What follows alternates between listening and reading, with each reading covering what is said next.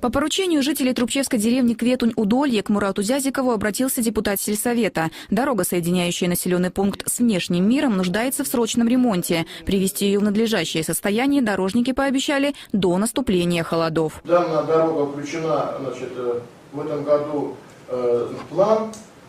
И сейчас в скором будущем будут проведены торги. Значит, она уже выставлена на аукцион у нас. И мы данную работу выполним в этом году, значит, до октября месяца мы ее сдадим. Долгожданную квартиру, благодаря вмешательству президента и заместителя полпреда, скоро получит бывший сирота. В программу капитального ремонта попадет дом, построенный с грубыми нарушениями. В современную новостройку переедет пожилой житель ветхого барака, а школьник-инвалид получит новые слуховые аппараты к началу учебного года. Это уникальный аппарат, они не каждый их делает. Вот. И в августе месяце я планирую это все всем закрыть.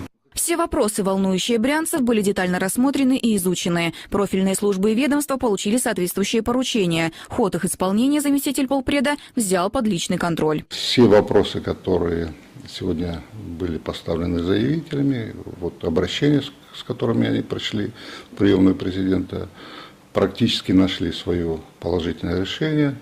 Мы определили сроки, и, значит, исполнителей, и то есть конкретно все вот те вопросы, которые выносились, они будут решены. Светлана Маркелова, Иван Зюрев. События Брянск.